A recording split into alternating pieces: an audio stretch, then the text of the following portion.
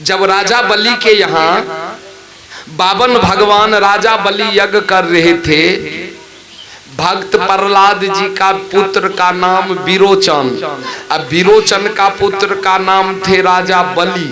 राजा बलि राक्षस का राजा थे। एक रोज राजा बलि राज का यज्ञ कर रहे थे, तो यज्ञ में बहुत सारे ब्राह्मण बाबा, बहुत सारे ऋषि महात्मा, बहुत सारे राजा महाराजा पहुंचे, विद्वान पहुंचे। भगवान बावन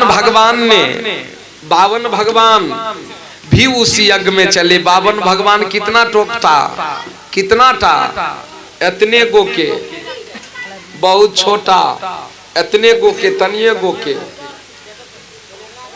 बिष्टी पहने हुए हैं, पुतली, कांधे पर जनों हैं, गले में माला है, गले में माला है, माथे पर चंदन है,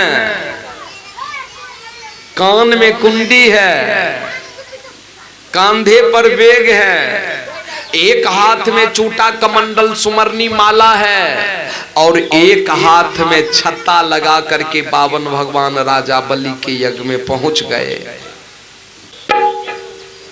छोटा रूप देख करके जितने भी सभासद थे सब जोर जोर से हंसने लगे, ठाका मार करके हंसने लगे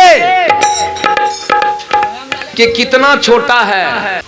मैं सुना रहे थे, बावन भगवान का कथा सुना रहे थे कि बावन भगवान जब पहुंचते हैं तो जितने भी सभासद थे सब हंसने लगे, सब हंसने लगे। कितना सा छोटा सा, अब पोशाक देखिए कितना है इनके, कितना पोशाक है, छोटा है। सब तो हंस दिया, लेकिन राजा बलि नहीं हंसे। राजा बलि तुरंत चरण पखारे, चरणामृत लिए आसन पर बैठाया। यज्ञ शुरू हो गया, यज्ञ समापन हुआ।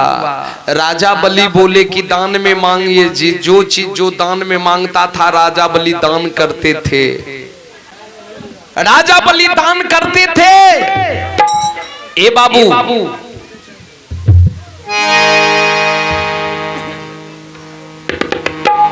बावन भगवान से बोले कि प्रभु आप दान मांगिए, साधु बाबा आप दान मांगिए। बोले कि हे राजा बलि, दान दीजिएगा तो पहले संकल्प करना पड़ेगा। संकल्प, बोले संकल्प करना पड़ेगा? बोले हाँ। बोले तो ठीक है गुरुदेव, मैं संकल्प कर लेता हूँ। संकल्प के लिए जब कमंडल से जल निकाला तो शुक्राचार्य उनके कमंडली में प्रवेश कर गया। कमंडल में जले नहीं गिर रहा था, तो बोले हे राजन, तुम्हें हाथ में कुश लेना पड़ेगा। तब जाकर के हाथ में कुश दिया। कुश जब दिया तो बोले कि कुश पहले कमंडल में डाल करके जल में भिंगाओ। जो ही कुश कमंडल में डाला, शुक्राचार्य जो मुंह पर से हुलक रहा था, जल को बंद करके कुश जो ही कमंडल में डाला कि शुक्राचार्य का आंखें फूट गया। उसी दिन से शुक्राचार्य एक आंख से कन्हा हो गया। ए बाबू, शुक्राचार्य कमंडल से निकल गए, संकल्प किया। तब राजा बलि से बोले कि हे राजन, अब तुम दान दो। बोले मांगिए गुरुदेव। बोले मुझे 3 पग धरती चाहिए, 3 पग धरती, मुझे कुछ नहीं चाहिए, 3 पग धरती चाहिए। बोले गुरुदेव हमारा राज तो बहुत बड़ा है, मेरा राज तो बहुत बड़ा है गुरुदेव, लेकिन आपको सोना चांदी हीरा मोती लाल जवाहर मांगना चाहिए। 1-2 बीघा, 5 बीघा, 10 बीघा खेत मांगना चाहिए। तो गुरुदेव आप ये 3 पग धरती क्यों मांगते हैं गुरुदेव? बोले नहीं राजन, मुझे 3 पग का संकल्प किया तो मुझे बस 3 पग धरती दीजिए, ज्यादा नहीं लूंगा। बोले ठीक है गुरुदेव, ले लीजिए, नाप लीजिए। भगवान 52 रूप में विष्णु भगवान जो थे, एक पग में पूरे पृथ्वी नाप दिया और दूसरा पग में आकाश नाप दिया। बोले अब तीसरा पग कहाँ रखूं वो बताओ। राजा बलि हाथ जोड़ लिए कि प्रभु आप मेरे पास कुछ नहीं है, मेरे सर पर रख दीजिए।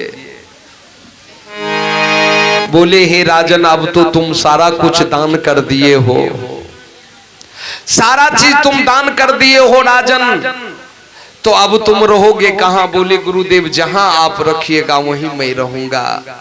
तब भगवान विष्णु 52 रूप में जो थे बोले कि ठीक है, तुम्हें सूतल लोक देता हूं, तुम सूतल लोक चले जाओ। सूतल लोक बोले ठीक है प्रभु, मैं वहीं रहूंगा। तब जा करके 52 भगवान बोले कि हे राजन, तुमने सब कुछ तो दान कर दिया, तुम वरदान मांगो, क्या चीज मांगने के लिए चाहते हो? मैं तुम पर बहुत खुश हूँ, मांगो वरदान। तब जा करके राजा बलि बोले कि प्रभु, अगर मुझे वरदान देने के लिए चाहते हैं तो मुझे यही वरदान दीजिए कि नित प्रतिदिन आपका दर्शन मुझे होना चाहिए, यही वरदान दीजिए, रोज आपका दर्शन मुझे चाहिए। तब बोले कि रोज दर्शन चाहिए? बोले जी। तो बोले ठीक है, सूतल लोक का मेन गेट का पहरेदार में मैं रहूंगा, मेरा एक रूप महेंद्र भगवान के नाम से रहेगा सूतल लोक में, और वहां जाकर के मैं पहरा करूंगा।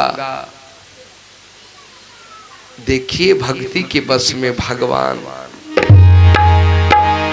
आज भी पता सूतल लोक में महेंद्र भगवान राजा बलि का चारों तरफ पहरा करते हैं और नित दिन राजा बलि को दर्शन देते हैं। प्रेम से बोल दे सद्गुरु देव की जय, पावन भगवान की जय।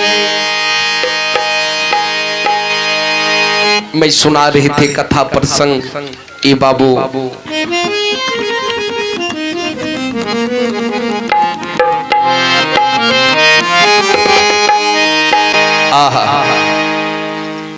ए बाबू, राजा बलि, देखिए भक्ति और भगवान का प्रेम।